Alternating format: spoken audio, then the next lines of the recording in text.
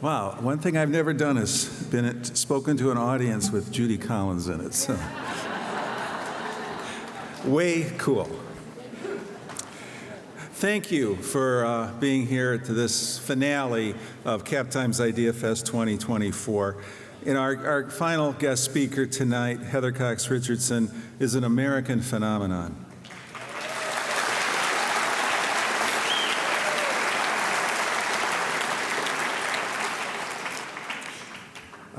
She's a highly respected author and historian with all sorts of really impressive credentials.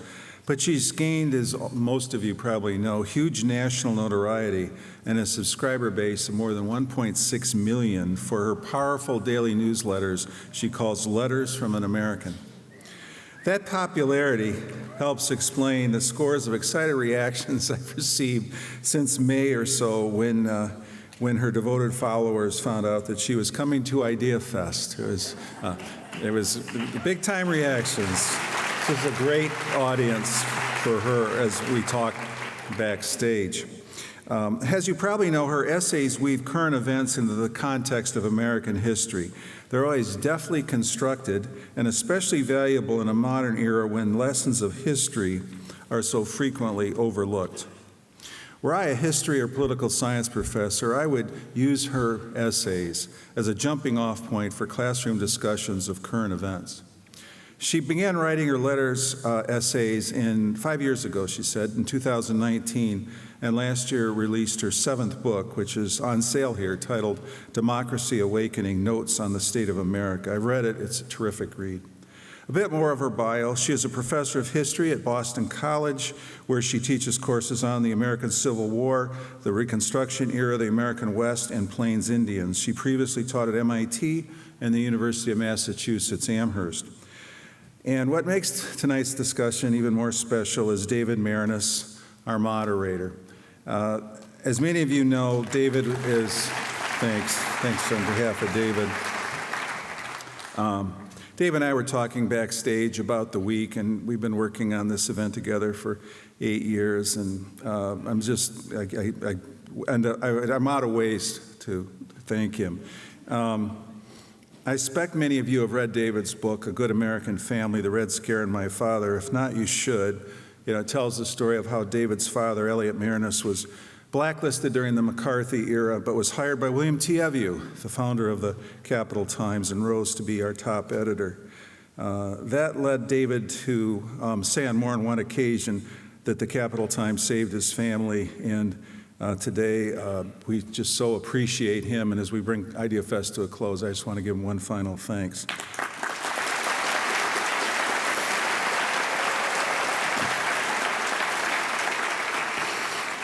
With that, please welcome Heather Cox Richardson and David Maraniss to our stage.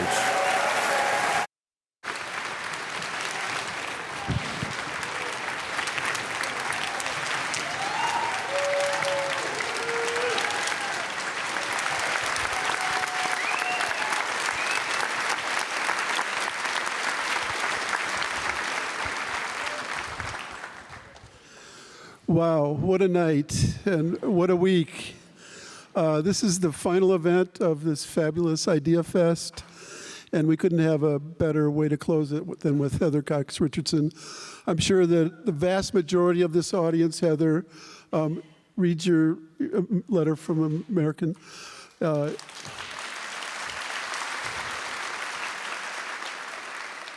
And I have to tell you that when my dad was at the Capital Times, one day he came home and said, David, you wouldn't believe, or Dave, he called me, Dave, you wouldn't believe this.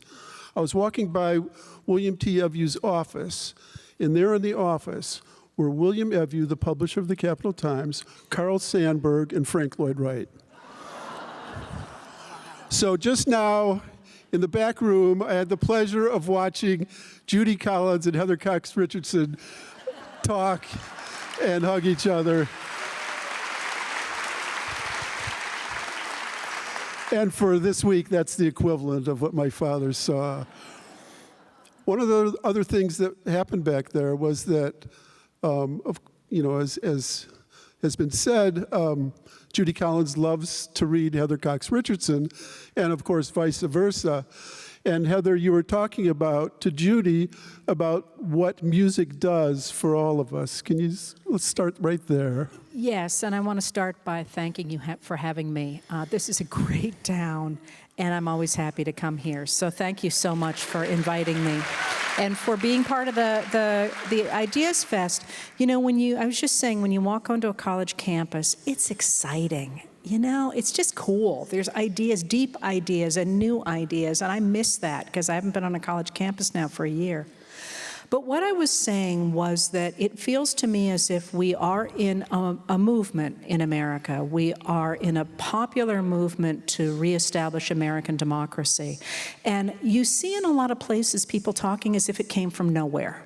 Like, wow, like all these Zoom calls that are raising so much money and hundreds of thousands of people are showing up and so on. And I would like to make the argument that it does not come from nowhere, and that there are times that feel extraordinarily dark to people who are watching our political system.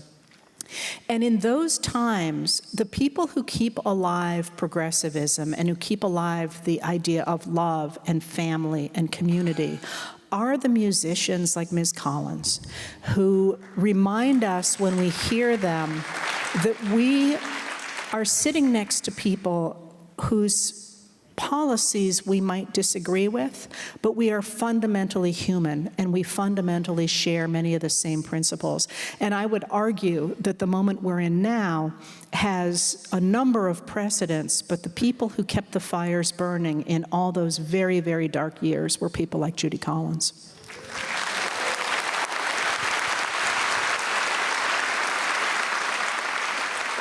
As I said earlier, I'm sure there are a vast majority of people who read your letter, but for those who don't, or even for those who do, this is basically the 5th anniversary of it. Is that right? Can you tell me what inspired it and how it took off? So I always laugh about this because they are not my letters. They are 100% your letters. I never set out to do this at all. I was finishing a book. I was moving. Buddy and I were moving in together. My husband and I were now husband. We're moving in together. And I was painting my house and the outside of the house, and I got stung by a yellow jacket. And I'm allergic, and I did not have my EpiPen. And I'm laughing a little bit because my brother-in-law was with me, and he took one look and he said, "Heather, I'll get your EpiPen," and he went running for the house. And I said, "Oh, Chris, you don't want to hear this." And he looked at me and he goes, "It's at the other house. I'll go to the house you're moving into. I'll go to get it there." And I said, "Oh, Chris, you're really not going to want to hear this." And I can still see him. He turns real slowly and he looks at me and he goes, "You don't have your EpiPen, do you?" And I'm like, "Oh, well, I was busy this year." And he said, "If you don't die, I'm going to kill you." My wife has said that a few times. Exactly. But so I thought that rather than just sitting and swelling, I was supposed to drive back to Boston. I would write on my Facebook page, which I did about, once a week and had been for a number of years, to about 22,000 followers. And I just said, this is what America looks like to me today. And people flooded me with questions. And I thought, well, I'm not going to flood the zone and write twice in a week, right? So that was September 15th. I took September 16th off. I started answering those questions on the 17th, and I've written every night since. Tonight's letter's already written, by the way, so nothing else better happen. And now, of course, she has more followers than just about the Washington Post or any newsroom. It's us. It's our community. It's not me. I'm the coffee pot that everybody's gathering around. Well, that's true, but also modest of you to say. Well, there are other people, so many bloggers out there, so many people out there, and you hit a special note that's what it is. Well, thank you. Yes. Right place, right time, I think.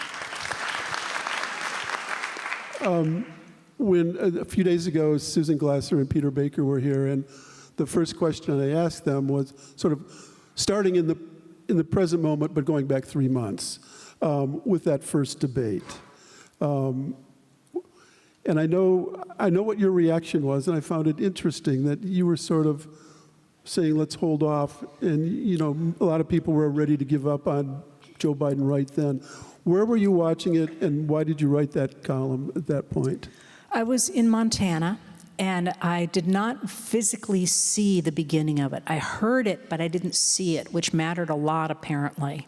By the time I came in, the expectation for President Joe Biden going into that interview or into that debate was that he would be able to prove that he had command of policies, because there had been a lot of criticism that he was not actually in command of policies. And of course, now we know he was negotiating that extraordinary release of prisoners and clearly was tired. But listening to it, and you can look at the transcripts, he was giving good, solid answers. Each one was, here are 3 points. And Trump was bonkers. He was lying. And so I'm listening to that and I'm thinking Biden's delivering what he was supposed to deliver. Now he has a speech impediment, and that I'm accustomed to, having listened to him as much as I have. But then when it was over, so I thought it was, I hate to say a draw because I'm a big fan of actual facts, but I thought you could criticize him for his delivery, Biden that is, but Trump was, to me, just like a whole factory of red flags. He was lying, he was attacking, he was really dramatic. And then I watched the responses of the pundits to what they had seen, and I was gobsmacked because they were all over Biden and nobody said anything about Trump. And that's a slight exaggeration, but not much of one. And I thought, oh my, we have a problem. And so I sat there staring at the screen for a very long time thinking, how on earth am I going to talk about this? And finally I came down to the rhetorical structure of what was actually happening on that stage. And so I wrote that piece, and then of course it kind of took off. I didn't go to bed that night. I stared at that screen for a very long time.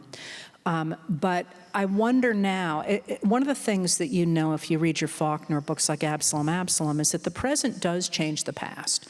And of course, one of the things we've learned in the past few days is that Olivia Nunzi, who wrote those very critical pieces about Biden, was in fact in a relationship with Robert F. Kennedy Jr. when she wrote them. So how are you, so you guys have lives and don't live on social media the way I do, I can tell. She's just been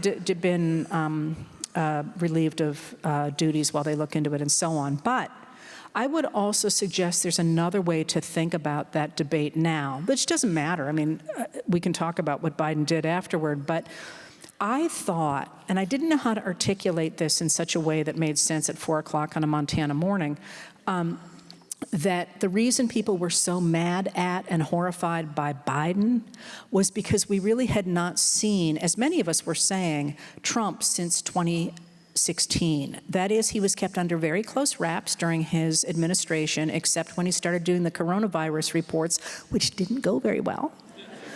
And then after he left office, he was essentially cloistered at Mar-a-Lago among sort of his supporters, and he gave these rallies that also were hand-selected. But if you were watching them and listening to the rallies, you knew he was not in good shape. And I think a lot of people had forgotten just how bad he was, and he was that bad on that debate stage, and the reaction to Biden was like, crap, we need somebody stronger than you to fight back against this, which I think is maybe part of why people have so enthusiastically embraced Vice President Kamala Harris as a Democratic nominee. Did you disagree with that notion that maybe we needed someone stronger?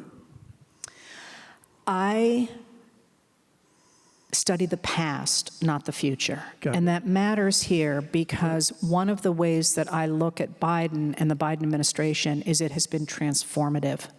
He has done an unbelievable job.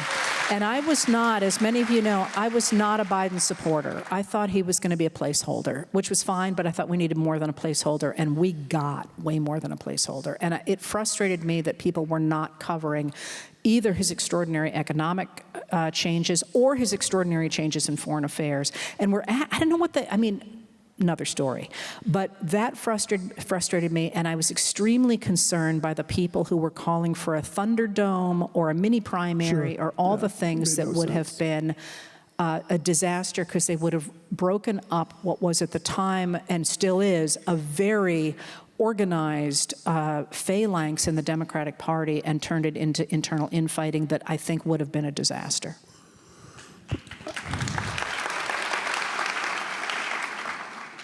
Like James Carville recommending that Barack Obama and Bill Clinton pick who's going to be the, yeah, exactly. Yeah. Well, all the fantasies about what could happen Yes. were not only, I think, fantasies that would have made very good copy, but I also thought they were extraordinarily dismissive of people like me, but of many other people who had put in many years of work to build an organized party to get rid of Donald Trump, and sort of said, we don't care about anything you did, let's have a Thunderdome. And I thought that that was going to really offend a lot of people, especially women who've put in a lot of work over the last, 10 years, and before that, of course. But it sort of said, well, you guys are all fine, but we're the ones who can settle all this in the next 6 weeks. Absolutely. But the two notions are not necessarily mutually exclusive. That you can agree that Biden was a transformative president, which he was in so many ways. And maybe that rare one-term president who really lives in history, like Harry Truman was one in a partial second term. But that's rare. But Biden is that. But that doesn't preclude the idea that someone else could maybe beat Trump more easily than he could. Yes, I think that's right. And I think one of the things that's really interesting about this moment, somebody said to me, isn't it amazing how it just fell out the way it did, that it worked so well for Vice President Harris to become the Democratic nominee? And I'm thinking, coincidence? Right. Like, you're talking about an 81-year-old man who has spent his entire career studying negotiations, foreign policy, and legacies. He's shaped that nomination exchange in a really profound way. Right. And of course, when you were saying earlier, what about Trump? I mean, you've been saying that for 5 years. Wasn't your first column about how he was losing his mental capacity? Yes, and I maintain, I was rereading that the other day for the anniversary post I did on 5 years. And I at first I thought, God, I was such a weenie. And then I thought, but no, because if you look at Trump before in, even the 2000 aughts, but he's certainly before that, he was quick. He was sharp. He could be charming. If you, and there's no reason for you to rush home and do this, but if you look at him on talk shows, he was entertaining, and he truly was an entertainer, and he was worth watching. And he lost that ability by 2015. What he retained at that point was the ability to read an audience, and that's why I found him fascinating, is because he could mirror back to an audience what they wanted to hear. And one of the things that I find interesting about 2024 is that I still get him. I still can listen to him and get what he's doing. I can see it, like, unfortunately, maybe my mind works that way too, like, I don't know, you take 25 different things that are seemingly unrelated, and if you work really hard, you can see how they're related. But maybe that's what I've done for the last 5 years. But of course, he's brilliant because his uncle taught at MIT. Exactly. Yeah. But what he can't do any longer, and this really matters, is he cannot read an audience. Like, in 2016, he could hold everybody rapt. And in 2024, he's just up there spewing grievances. And I think I am not a doctor, but I think he does not have anywhere near the mental capacity that he had in 2016. He's been crumbling for a while, and we argue, my friends and I, when he really seemed to recently kind of tip over the edge. I thought it was when we got the second version of the grand jury indictment a few weeks ago, and somebody else said, no, it was, when the stock cratered, and somebody else said, no, it was September 10th. I don't think we necessarily have to solve this, but I don't think he is operating as if he will be able to have a full 4 years. And I think you can see this not least by the fact that it's essentially J.D. Vance who's running who's the face of his campaign. So, isn't it? You guys are all sighing like I'm saying something radical. But Trump's out there saying, I'm going to solve all the problems for women. I'm going to solve all the problems for these people. I'm going to threaten the Jewish Americans into voting. I'm going to do all this stuff. All of it's kind of bonkers. And J.D. Vance is over there going, I'm just kind of going to put 2025 in place, but don't call it 2025. if I can interpret this audience, it wasn't surprise, it was disgust. And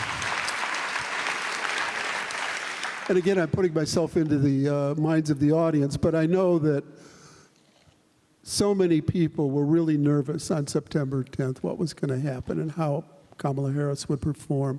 Again, where were you, and what was your reaction to that performance? I was September 10th. I was in a hotel room. I don't remember where. Did I tell you? Oh, I know. I do know. I was in a hotel room in Columbus, Ohio, which, by the way, is a beautiful city. Not as beautiful as Madison. No, but I love those old cities like this one that have those beautiful old brick buildings, you know. Anyways, so, and the hotel room did not have a table or a chair, which I didn't actually think was possible. I don't think I've ever been in a hotel room. So I had to write from my bed, which I don't like to do. But I said to a friend that I would live tweet it. And I like to live tweet late debates because then I have a set of notes to write about.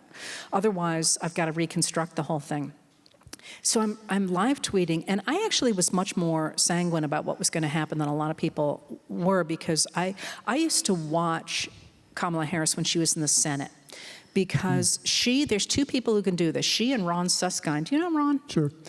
They both shape space with words. And so I used to watch her in the Senate just for fun when I was baking or something, because she'd be saying to she'd be at a hearing and she'd be talking to somebody about something.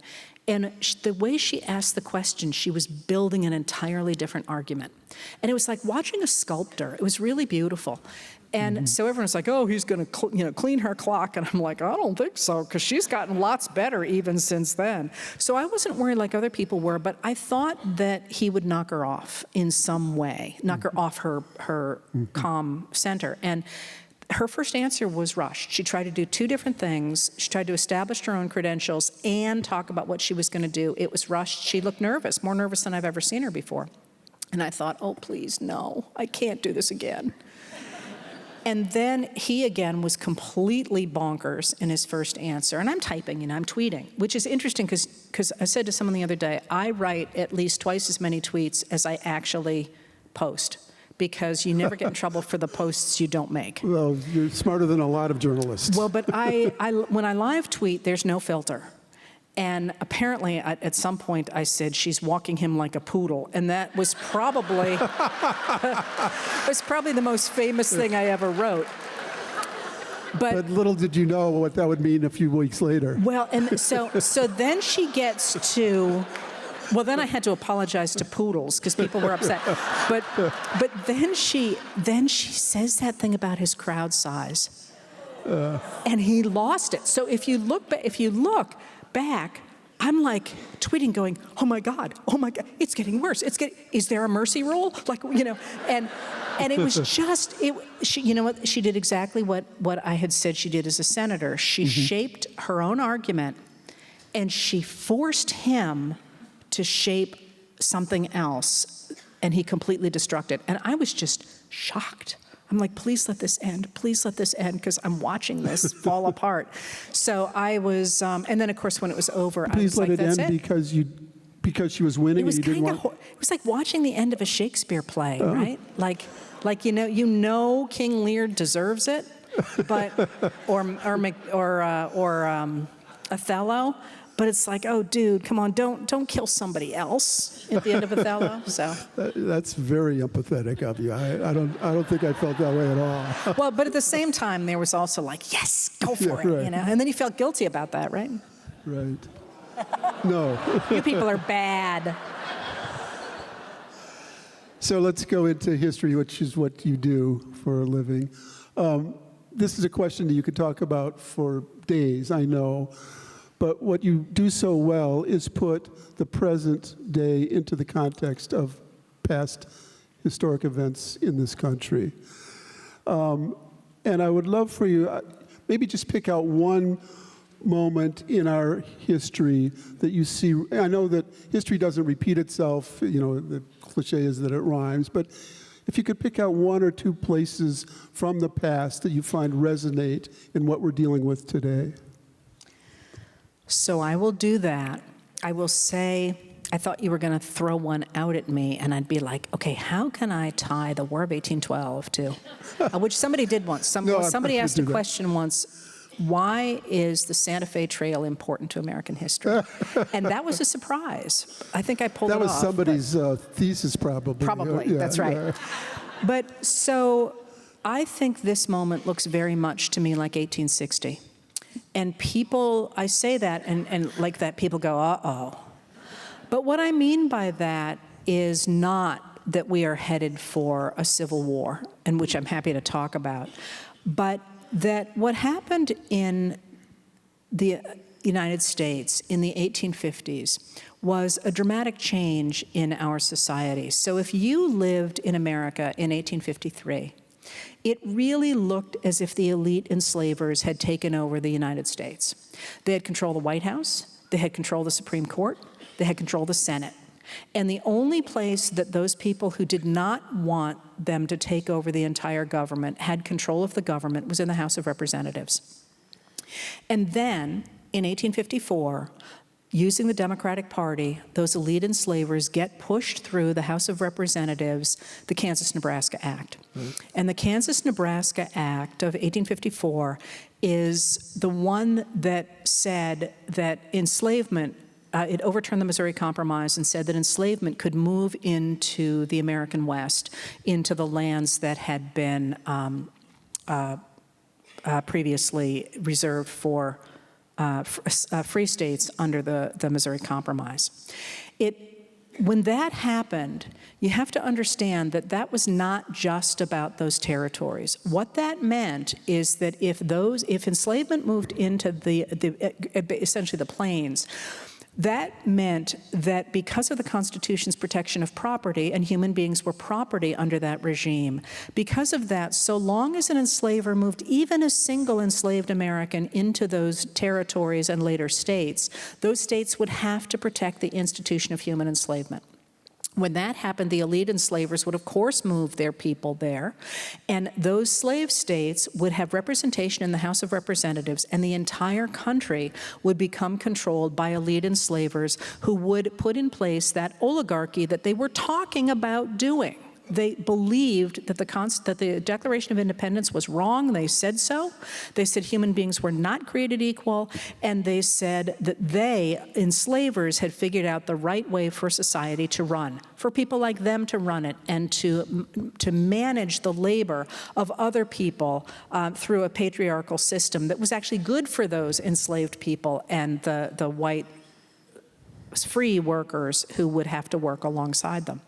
Well, you would think the game was over right then in 1854, but it wasn't, because in 1854, immediately after the passage of the Kansas-Nebraska Act, a number of people come together in Washington, D.C. A number of Congress people, about 30 of them, meet in Mrs. Crutchett's boarding house, and I love this. They meet at Mrs. Crutchett's because she's the best cook in Washington. Like, they could have gone other places, but they're like, hey, as long as we're going to do this, let's get the good pastry. And they meet in the rooms of a representative from Massachusetts, Edward Dickinson, who had a daughter who wrote poetry. I swear to God, there's only 6 people in the 19th century, and they do the rest with mirrors. But so they meet, and they go into this meeting as members of different parties, as Whigs, as Democrats, as Free Soilers, as Know-Nothings. And actually, I'm thinking about this because I'm pretty sure that one of the guys in the room was your own Cadwallader Washburn. If you know that name. He later becomes governor of Wisconsin. His brother's the one who calls the meeting, and his other brother from Illinois was also in the meeting, Elihu Washburn. And they come out of that meeting and they say, listen, we don't agree about immigration, we don't agree about finance, we don't agree about internal improvements, but by God, we can agree on American democracy. And they began the formation of the Republican Party. And over the course of the next several years, you get Abraham Lincoln throwing in his lot with the party, and by 1859, he has come up with an ideology beyond we just don't like them, and it's an ideology that reworks the American government to answer the needs of ordinary Americans and make sure they have equal access to equality before the law and to resources, including education. By 1860, Americans Northerners primarily, people, white men largely who have some means, but not entirely because the laws have been opened up by then, have put Abraham Lincoln into the White House. By 1863, he has issued the Emancipation Proclamation, which ends the institution of human enslavement except as punishment for crime. And by November of 1863, he has given the Gettysburg Address, which promises to maintain a government of the people, by the people, and for the people, and calls for a new birth of freedom. So in less than 10 years, you went from the enslavers get it all to they get nothing, and we're recreating American society. And when I look at this moment, when we see somebody like Vice President Kamala Harris reaching out to everybody to join a pro-democracy movement and says, there's room in our party for you in this moment, and we'll sort it all out later, that's what this moment looks like to me.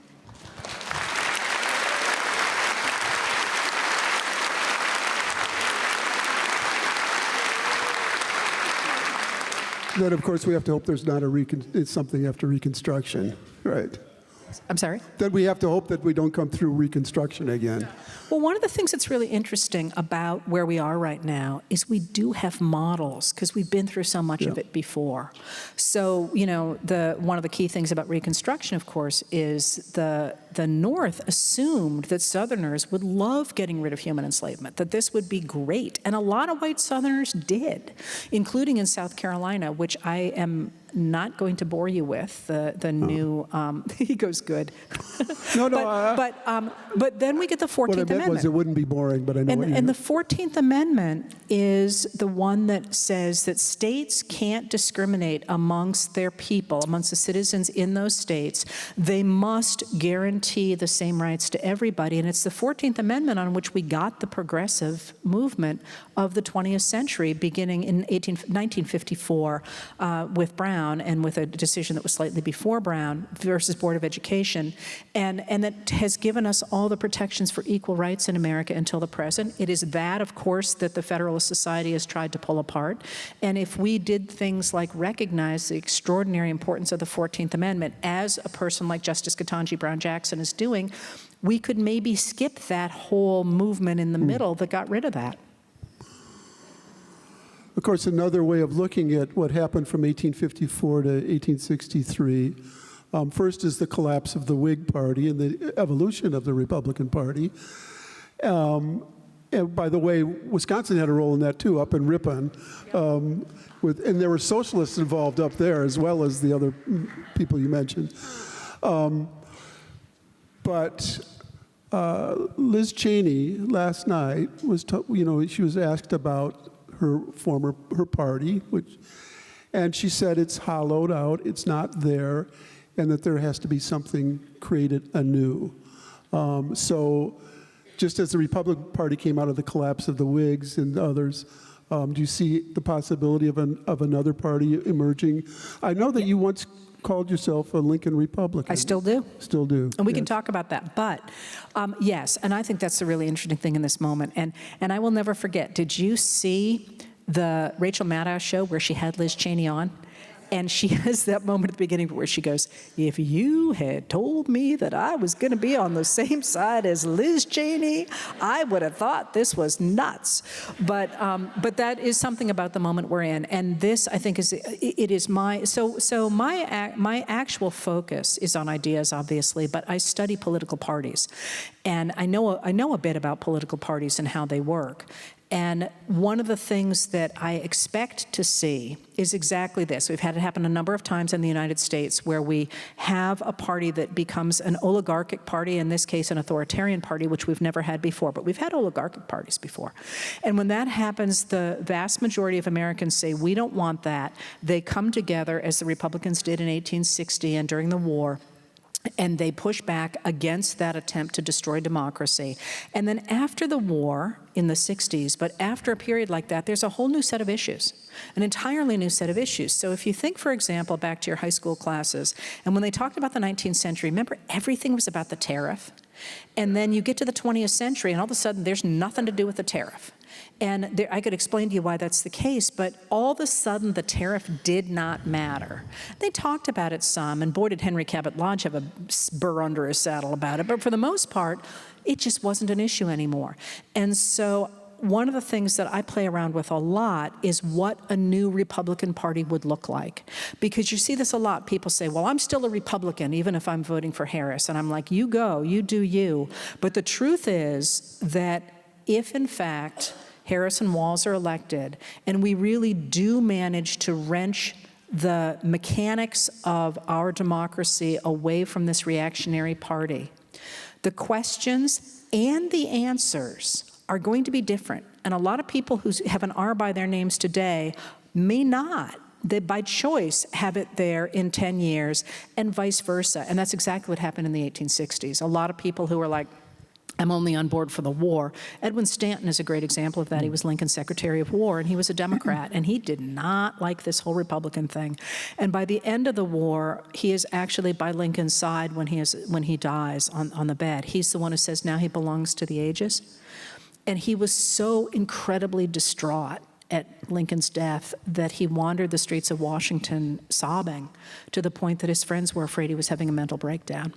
And on the other hand, you had Salmon P. Chase, who went into that war thinking he was going to lead the Republicans, and within a few years at the end of the war, he was a Democrat. David Axelrod said, if you want to find a Lincoln Republican or a moderate Republican, you can find one at the Smithsonian Museum of American History.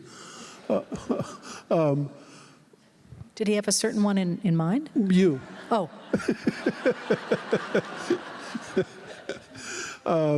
I mean, what does it mean to call yourself a Lincoln Republican? So I'm doing a number of things when I say that. The first is that I really do live in history. Yeah. You know, that's the world that I live in. And I don't, because I am looking at the longer trajectory of American history, what historians study is how and why societies change.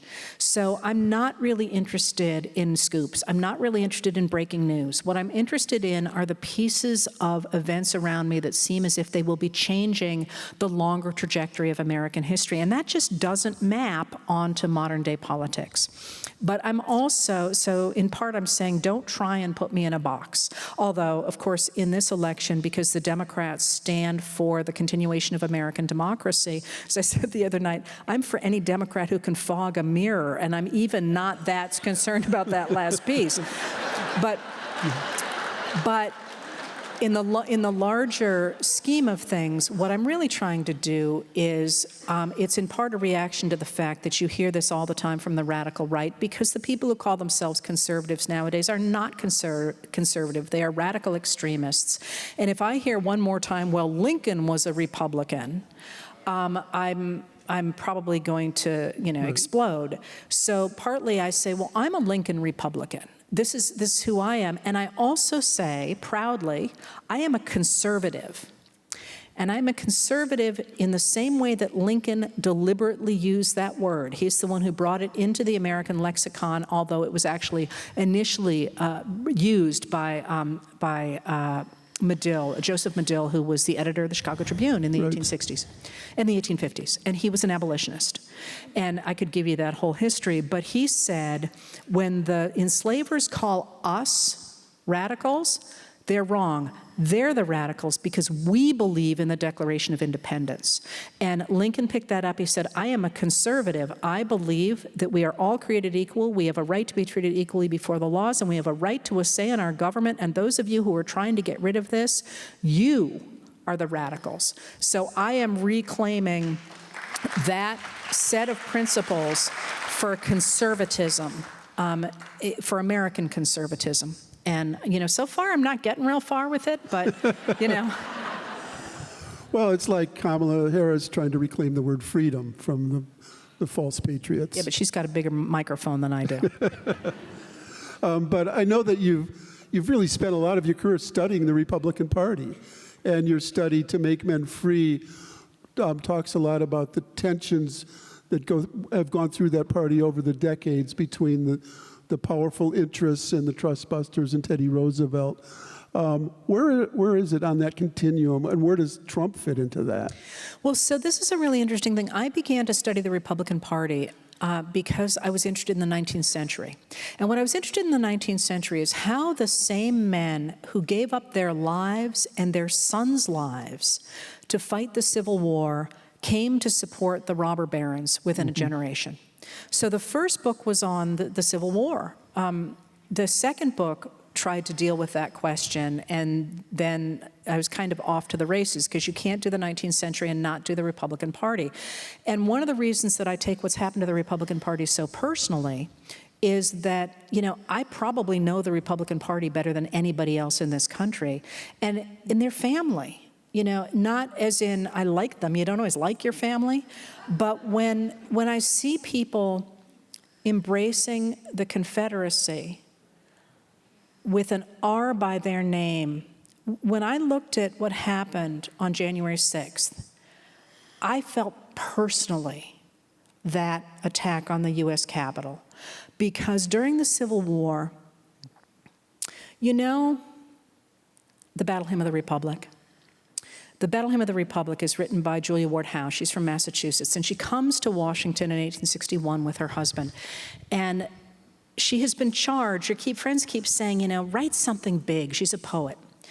And she's like, I can't think. And they go out and they look around the city and they see the fires of all the soldiers who have been encamped around the city to protect it from the Confederates. Because remember that Washington is very vulnerable to the Confederates coming in. And she gets up the next morning and she writes that poem that says, mine eyes have seen the glory of the coming of the Lord. And then the next stanza is, there's the first verse, and the next verse begins, I have seen him in the watchfires of 100 circling camps. From what she'd seen the day before. They have builded him an altar in the evening dews and damps. And I thought of that line, and in all the years of that war, all those people dead, they had never breached the Capitol. And on January 6, 2021, those people breached the U.S. Capitol and they took a Confederate flag inside. And for somebody like me whose entire life has been about making that distinction between democracy and those people who tried to destroy democracy, to have a president whip up those people to take that flag inside that Capitol was such a profound affront to me as well as to the nation. I'm just not sure anything could have affected me as strongly. So,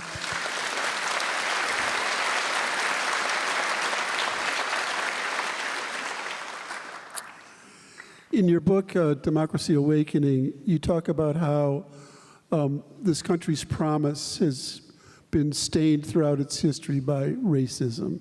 That's sort of a central thread of our history. And when you look at it from the Constitution, which makes 3/5 of a person, through the Civil War, Reconstruction, Jim Crow, to what's happening today, do you see that through line to the repression of votes today? race, yes.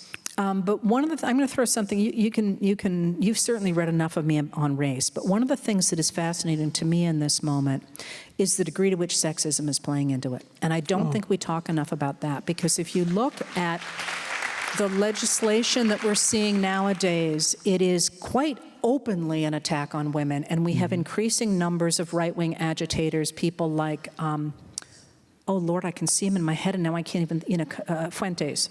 Come on, what's his first name? Nick Fuentes. But there's plenty of them talking about how women shouldn't be able to vote, how, of course, they shouldn't have control over their bodies, and so on and so forth, all the way back. And if you look at this moment, I think it's really important to recognize that when the people who didn't like the New Deal first came together in 1937, although it's going to get picked up later, they brought together those businessmen who didn't like the idea of regulation of business or taxes, but they were really concerned about the regulation of business, together with the Southern racists in the Democratic Party, who were very powerful in the Democratic Party in the 1930s.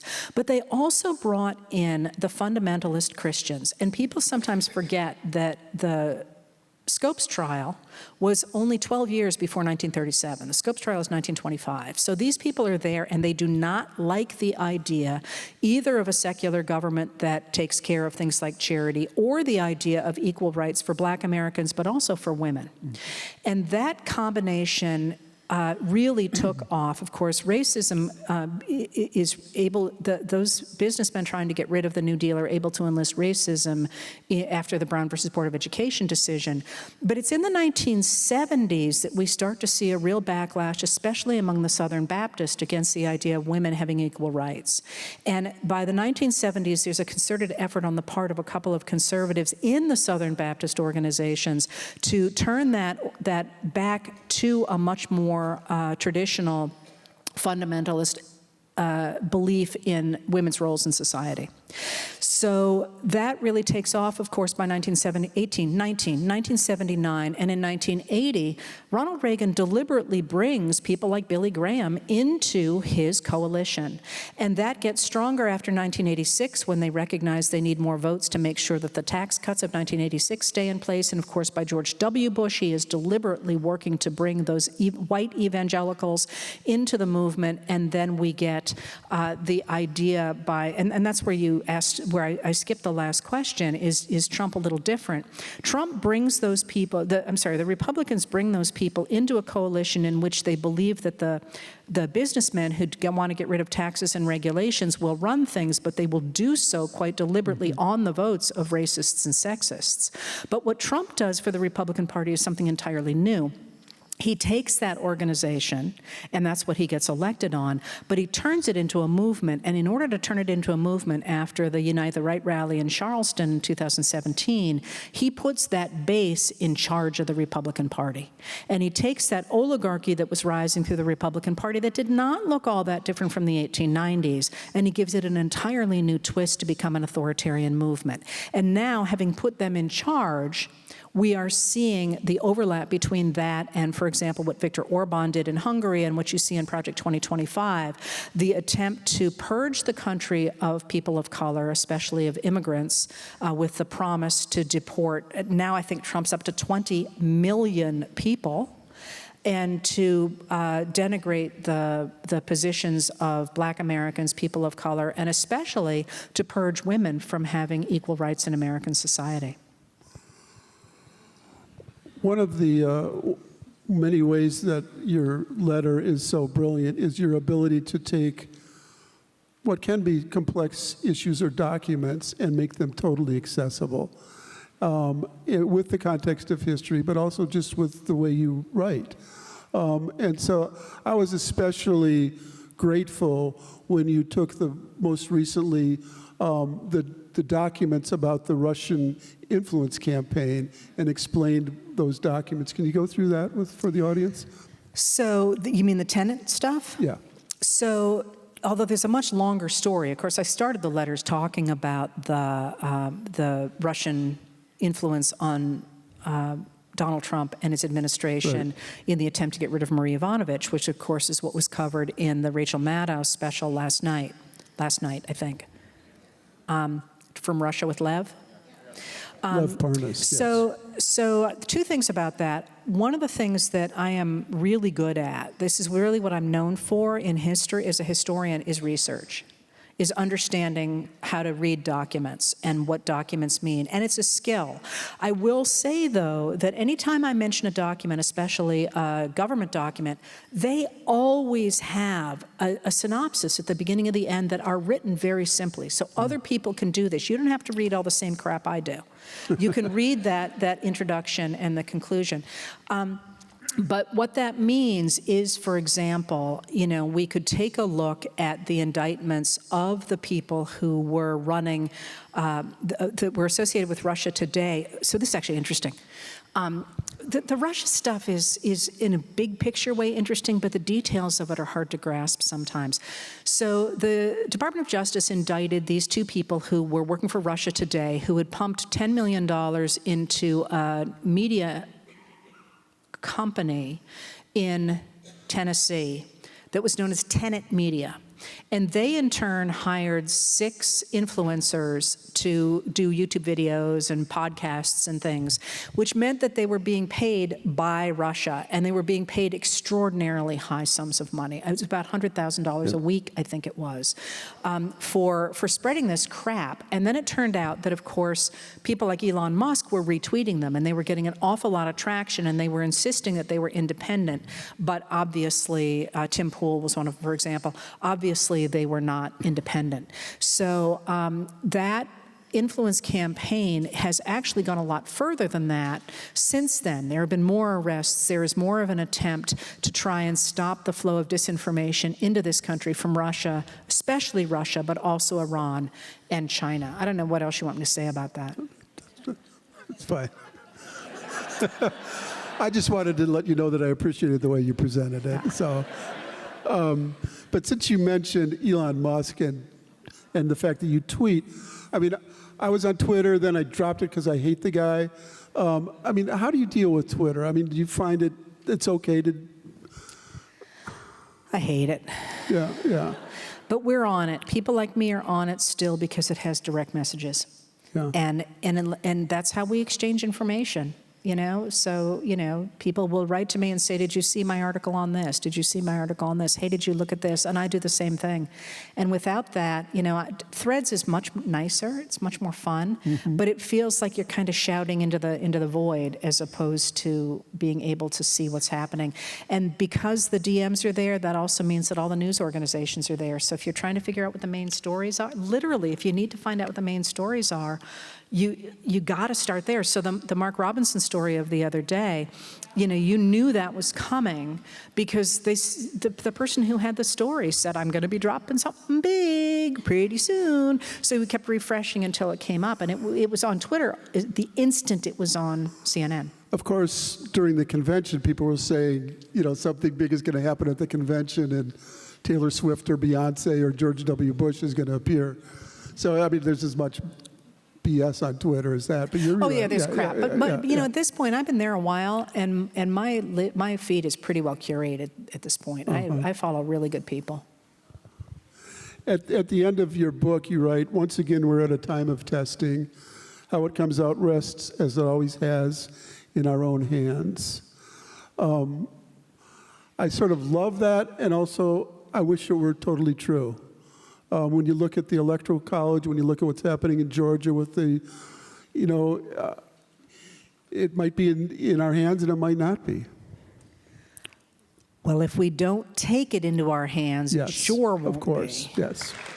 And one of the things about the moment that we're in, I think the most important thing about the moment we're in is that, you know, people always say to me, how can you be so cheery when all this crap is going on? And I always say, I am so much more comfortable now than I was in 2015 because people like me who were watching things happen in America have been alarmed since Reagan.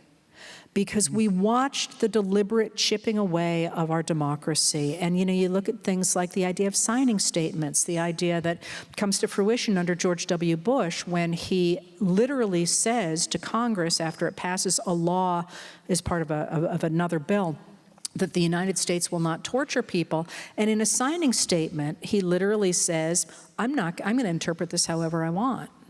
And that actually started during the Reagan administration when a guy who was working at the DOJ as a lawyer at the time wrote a memo for the DOJ, for Reagan, that says, you know, we need to claw power to make laws away from Congress and give it to the president. And the way to do this is through these signing statements, but we're going to have to start with something small that people aren't paying attention to, and that's exactly what Reagan did. And the guy who wrote that memo was Samuel Alito. So, you know, we watched that, and people, and I remember talking to people about the signing statements. They're like, yeah, whatever. And it was like, oh, ow, but this isn't good. And now people are paying attention. And I often feel like what the reason this moment is happening, and maybe what I contribute to it, is people are recognizing that they have agency. that they don't have to do what they're told. They can push back on the system. They can elect the people they want. They can say the Electoral College sucks and we need to change it. They can take the democracy back into their own hands. And I'm very concerned, if you read me last night, you know, I am very concerned about the fact that the Trump campaign is not trying to win this election. Right. They have never tried to win this election. They are trying to steal this election. And people are like, I have this wonderful young man who corresponds with me, and he's always like, we're gonna do this. And I'm like, I hope you're right.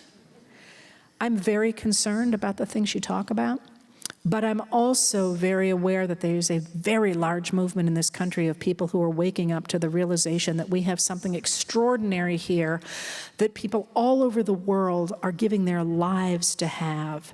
And that all we have to do to keep it is to get to the polls and get our friends to the polls and push back against the disinformation that is swamping us and talk to people about how important democracy is and talking about how dangerous Donald Trump and J.D. Vance are, that maybe we can do it.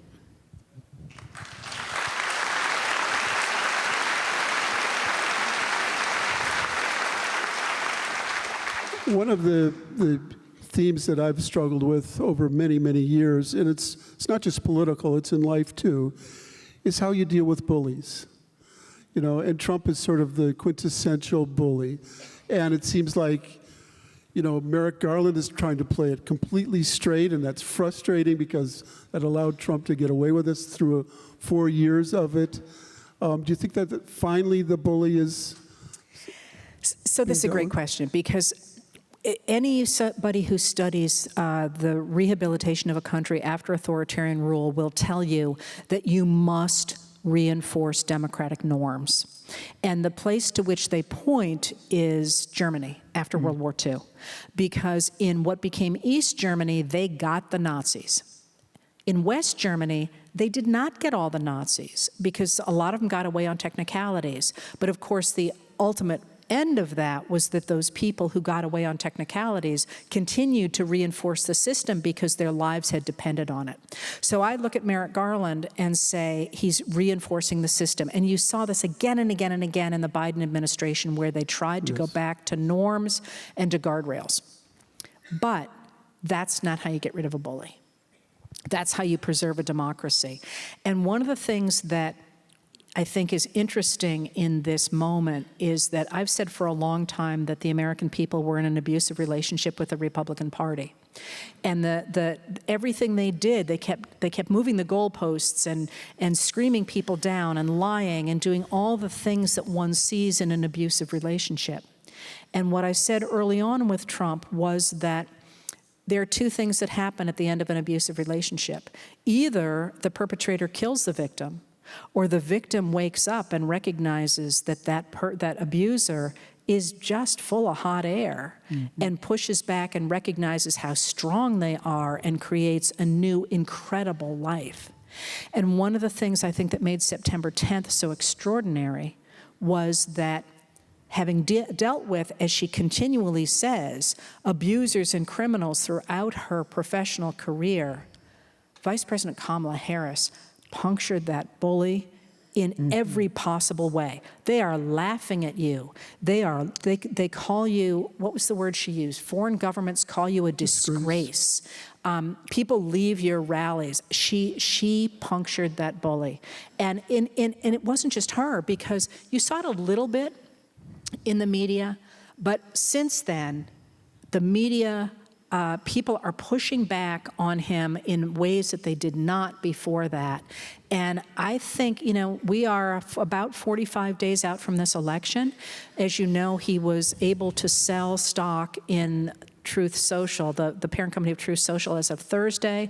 The stock dropped dramatically. It has been dropping for a while now. It has dropped even further. It looks like he's not going to be able to do that. And that is like literally a way to tell how valuable people feel he is. Similarly, his cryptocurrency bank / platform, I think it broke a penny a share lately, which was a big leap from where it was. I think that people are starting to see him for what he is. And that's what I said about the Shakespeare stuff earlier. I am no supporter of Donald Trump. I know that'll astonish you. But doesn't it feel like we are watching something that you couldn't write about nowadays because it's so obvious, but it feels Shakespearean. Everything has been bigger than life, and watching this destruction is going to be bigger than life.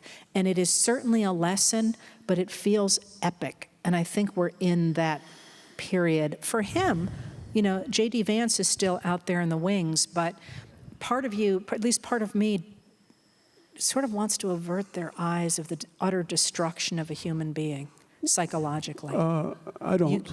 Well...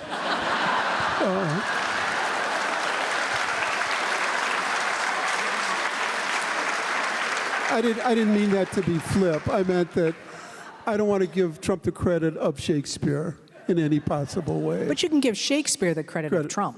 Maybe. I mean, I've always said I would never write a biography about Trump because he's really personally not that interesting. But Heather, this has been a wonderful hour, and I know that you've said that you'll only stop writing when you feel that democracy is no longer in crisis. So tomorrow, folks, or November 6th, right? No. I have said that these letters started organically, and we will know when it's time for them to end. They're not my life's work. I mean, they are my life's work now, but I did not have a goal. The country has a goal. And in this moment, they feel very much like they belong to you all.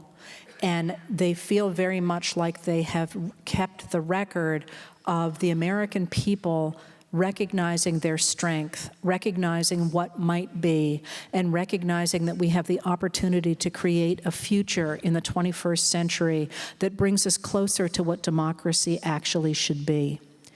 And in that moment, I do want to just say to you all that I'm not going to lie, it's exhausting what I do. But I feel every day that I am the luckiest person on earth to be able to keep the record of this extraordinary moment in America where we are rediscovering who we are and what we can be. And I never forget that I am able to do it because of you all. So thank you so much for letting me do this and letting me be part of our country's history.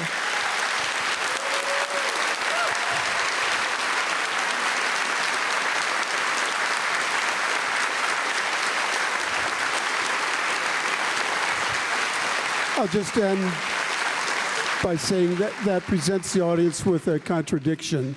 I'm sorry, I didn't hear that. I said I'll just end by saying that presents the audience with a contradiction because on the one hand, they want to create a world where you don't have to write it. On the other hand, they want to keep reading you. So thank you. But I could always write other things. Thank you. Thank you all for being here.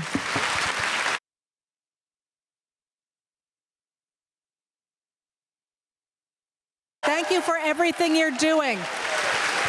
Now go out and get people to the polls. Thank you.